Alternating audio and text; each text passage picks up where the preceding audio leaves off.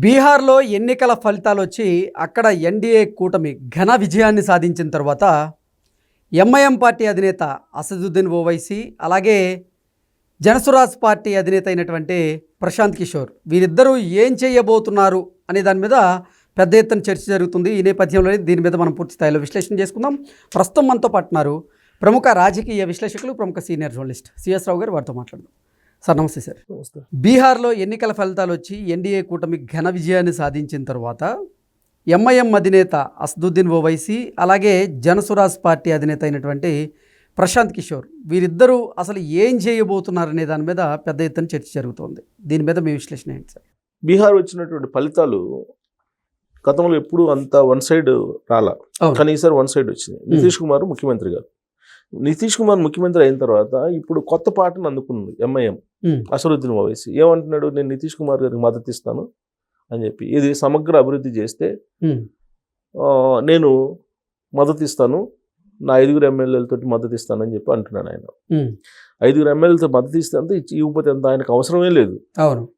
కానీ ఈయన ఉత్తరాంచల్ని, పూర్వాంచల్, ఉత్తరాంచల్ వీటితో పాటు ఈ అంతా సమగ్ర అభివృద్ధి, అన్ని ప్రాంతాలను సమగ్ర అభివృద్ధి చేస్తే నేను మద్దతు ఇస్తాను అని చెప్పి అంటున్నారు. ఇది ఒక స్ట్రాటజీ. ఎందుకు స్ట్రాటజీ అని అంటే 5 ఎమ్మెల్యేలు ఉన్నారు గెలిచి, గతంలో కూడా 5 గెలుచుకున్నారు. 5 కాస్త 4 వెళ్ళిపోయారు, ప్రభుత్వంలోకి వెళ్ళిపోయారు. వాళ్ళు ఒకళ్ళే మిగిలారు. ఈసారి కూడా 5 ఎమ్మెల్యేలు ఉన్నారు.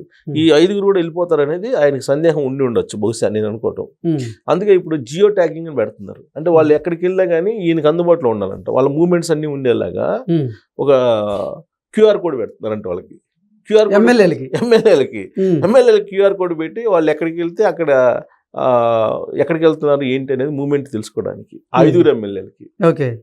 ఇది అసదుద్దీన్ ఆయన చేస్తే 5 ఎమ్మెల్యేలు ఇప్పుడు నిఘా నేత్రాలు వెంటాడుతున్నాయి. ఇప్పుడు 5 ఎమ్మెల్యేలు ప్రభుత్వంలోకి వెళ్ళిపోవడానికి సిద్ధంగా ఉన్నారనేది బహుశా ఆయనకి ఇన్ఫర్మేషన్ ఉండి ఉంటుంది. అందుకని చెప్పేసి ఆయన ఏమంటున్నాడు, నితీష్ నేను మద్దతు ఇస్తాను 5 ఎమ్మెల్యేలకి, సమగ్ర అభివృద్ధి చేయిందని. అంటే సమగ్ర అభివృద్ధి చేయకపోతే నితీష్ కుమార్ని మళ్ళీ ఎందుకు ఎంచుకుంటారు వాళ్ళు? 20 సంవత్సరాల నుంచి ఆయన సీఎం నితీష్ కుమార్, మళ్ళీ ఇప్పుడు ఆయన్ని మళ్ళీ ఎంచుకున్నారు. సో మళ్ళీ ఎందుకు ఎంచుకుంటారు? సమగ్ర అభివృద్ధి చేయకపోతే అక్కడ ఉండే ప్రజలు. ఇప్పుడు కొత్తగా ఈయన ఒక స్లోగన్ తీసుకొచ్చి నేను మద్దతు ఇస్తాను, సమగ్ర అభివృద్ధి చేస్తే కొన్ని ప్రాంతాలకు అభివృద్ధి చేస్తున్నారు మీరు, అలా కాకుండా అన్ని ఏరియాలకు అభివృద్ధి చేస్తానని చెప్పి అంటున్నాడు. అంటే ఈ 5 కాపాడుకునేటువంటి కార్యక్రమంలో ఆయన ఉన్నాడు. ఈ 5 పోతే పరిస్థితి ఏంటి అని ఆ ఎంఐఎం పరిస్థితి. ఈ ఎంఐఎం యాక్చువల్గా భారతదేశంలో ఏ రాష్ట్రంలో కూడా లేదు. ఒక్క ఇక్కడ తెలంగాణలో అలాగే బీహార్, ఈ 2 రాష్ట్రాల్లోనే కనపడుతుంటది. మిగతా చోట్ల పోటీ చేస్తుంది. పోటీ చేసి ఎవరికి ఇండైరెక్ట్ గా సపోర్ట్ చేస్తుంది? బీజేపీకి సపోర్ట్ చేస్తుంది. ఎంఐఎం అసదుద్దీన్ గారికి అలాగే నరేంద్ర మోడీ గారికి ఇద్దరి మధ్య మంచి గుడ్ టర్మ్స్ ఉన్నాయి అనేది పొలిటికల్ వర్గాల్లో ఢిల్లీ నుంచి హైదరాబాద్ దాకా వినిపించేటువంటి మాట. సో అందులో భాగంగానే బీహార్లో కూడా ఈయన దాదాపు 50-60 స్థానాల్లో పోటీ చేశారు. ఈ 50-60 స్థానాల్లో పోటీ చేసిన ప్రతి చోట అక్కడ వీళ్ళు పోటీ చేసిన ప్రతి చోట బీజేపీ గెలిచింది. ఇప్పుడు మొన్న లెక్కలు తీస్తే ఆర్జేడీ, కాంగ్రెస్ ఓడిపోవడానికి దాదాపు ఈ 40-50 చోట్ల ఎంఐఎం కారణం అని చెప్పి అక్కడ ఉండే లోకల్ పార్టీ ఇంకో దానితో టైఅప్ అయిపోయి వీళ్ళు పోటీ చేసి ఓట్లు తీసేశారు. మైనారిటీ ఓట్లు తీశారు, కానీ అక్కడ బీజేపీ గెలిచింది. అక్కడ సినారియో అంటే ఎవరిని గెలిపించడానికి ఈయన వెళ్తున్నాడు, ఈయన గెలవడానికా లేకపోతే ఈయన అధికారంలో రావడానికా లేకపోతే ఏంటి అనేది దేశవ్యాప్తంగా చర్చ జరుగుతుంది. ఉత్తరప్రదేశ్లో అక్కడ సమాజ్వాదీ పార్టీ ఓడిపోవడానికి కారణం ఏంటి, కాంగ్రెస్ పార్టీ ఓడిపోవడానికి కారణం ఏంటి ఉత్తరప్రదేశ్లో అంటే అసదుద్దీన్ ఓవైసీ ఎంఐఎం. అక్కడ కూడా అంతే కదా, దాదాపు 150-160 స్థానాల్లో పోటీ చేశారు. అలాగే ఎక్కడ కావాలంటే అక్కడికి వెళ్తున్నారు. కర్ణాటక మాత్రం వెళ్ళా. ఎందుకు వెళ్ళలేదంటే కర్ణాటకలో ఉండే ముస్లిం పెద్దలు రావద్దన్నారు. ఓకే. రావద్దని చెప్పారని అప్పట్లో న్యూస్ వచ్చింది. అదే ఆ ఎలక్షన్ సందర్భంగా వచ్చింది. అందుకే కర్ణాటకలో అడుగు పెట్టలేదు. యాక్చువల్గా కర్ణాటకలో మీకు మైనారిటీలు ఎక్కువగా ఉంటారు. అవును, కొన్ని ప్రాంతాల్లో ఇప్పుడు గుల్బర్గా లాంటి ప్రాంతాల్లో ఎక్కువగా ఉంటారు. అక్కడికి వెళ్ళాలి కదా, వెళ్ళే ప్రయత్నం చేశారు కానీ వెళ్ళలేదని చెప్పి తెలుస్తుంది అప్పుడు వచ్చినటువంటి న్యూస్. ఎందుకంటే ముస్లిం పెద్దలు ఫత్వా జారీ చేసేసి రావద్దని చెప్పేసి చెప్పారనేది. ఇప్పుడు హైదరాబాద్లో కూడా లాస్ట్ ఎలక్షన్స్లో నీకు ఆయన హైదరాబాద్ పార్లమెంట్ నుంచి వరుసగా గెలుస్తూ వస్తున్నాడు కదా, ఆయన జీవితం మొత్తం వాళ్ళే కదా. అక్కడ కూడా 7 నియోజకవర్గాల్లో 7 అసెంబ్లీ నియోజకవర్గాల్లో శాంద్రాయణగుట్ట అనేటువంటి అసెంబ్లీ నియోజకవర్గ పరిధిలో చావు తప్పి కన్ను లొట్టబోయిందని అంటారు కదా, ఆ టైప్లో పెద్ద మెజార్టీ రాకుండా గెలిచాడు అక్కడ ఎంఐఎం అభ్యర్థి. అది గమనించినటువంటి అసదుద్దీన్ ఓవైసీ బీఆర్ఎస్ పార్టీకి దూరమై కాంగ్రెస్ పార్టీకి దగ్గర అయ్యాడు. జూబ్లీహిల్స్ ఎన్నికల్లో కూడా ఎంఐఎం సపోర్ట్ చేసింది కాంగ్రెస్ పార్టీకి. అసలు కాంగ్రెస్ పార్టీ తోటి పూర్వం నుంచి ఉంది ఎంఐఎం. అసలు ఎంఐఎం ఇంత బలపడటానికి కారణం కాంగ్రెస్ పార్టీ. కానీ బీఆర్ఎస్ పార్టీ వచ్చిన తర్వాత బీఆర్ఎస్ పార్టీ తోటి అసోసియేట్ అయింది. 2014 నుంచి అసోసియేట్ అయ్యి బీఆర్ఎస్ పార్టీకి అండదండగా ఉంటుంది. సరే, ప్రభుత్వం నుంచి వాళ్ళకి ఏం బెనిఫిట్స్ వచ్చాయి ఏంటి అనేది అక్కడ ఉన్నటువంటి ప్రజలకు తెలుసు. అంటే ఎవరు ప్రభుత్వాన్ని ఫామ్ చేస్తే వాళ్ళతో సత్సంబంధాలు అంటే అంతే, ఇటు కాంగ్రెస్ ఇటు బీఆర్ఎస్ పార్టీ ఏది వచ్చినా కానీ అసోసియేట్ అవుతారు. కాకపోతే ఏంటంటే ఎంఐఎం బీహార్లో లాస్ట్ టైం కూడా 2020లో కూడా 5 మంది ఎమ్మెల్యేలు గెలుచుకున్నారు. ఇప్పుడు కూడా 5 మంది ఎమ్మెల్యేలు గెలుచుకున్నారు.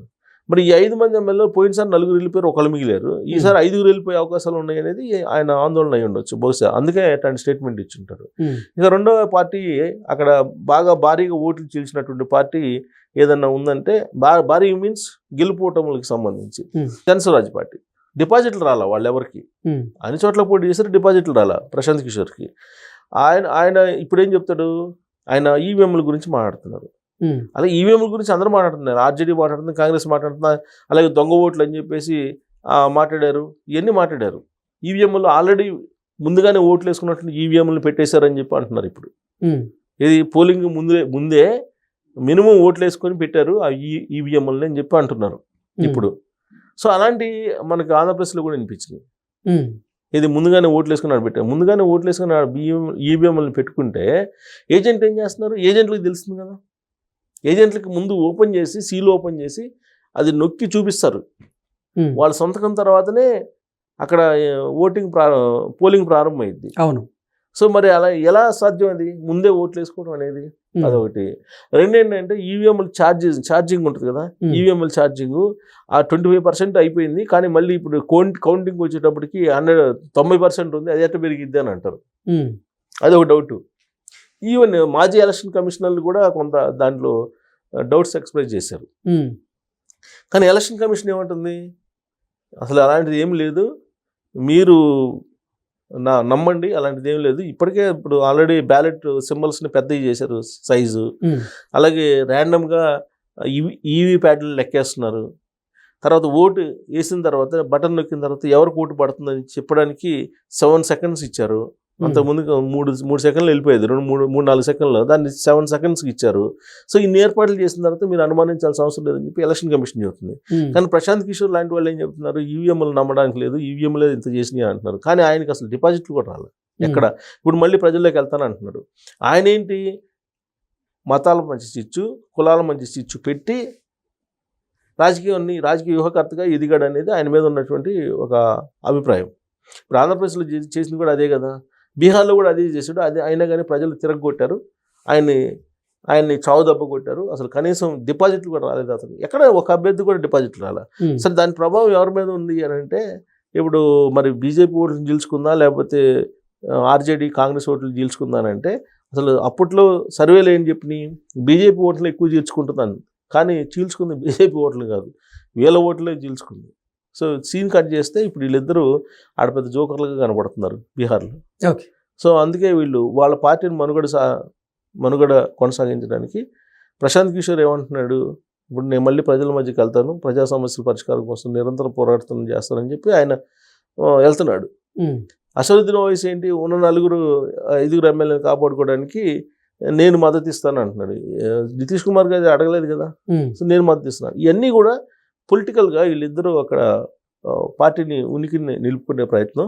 ఆయనేమో చేతులు ఎత్తేసాడు, ఎవరు, తేజస్వి యాదవ్. వాళ్ళ ఇంటి కుటుంబ గొడవలు ఉన్నాయి. ఇప్పుడు మనకి ఆంధ్రప్రదేశ్లో షర్మిల, జగన్మోహన్ రెడ్డి, అలాగే ఇక్కడ కేటీఆర్, కవిత మధ్య ఏ విధంగా ఉందో అక్కడ తేజస్వి యాదవ్ అను వాళ్ళ సిస్టర్ మధ్య అలానే గొడవలు జరుగుతున్నాయి. సేమ్ ఇదే ఎపిసోడ్ అక్కడ నడుస్తుంది.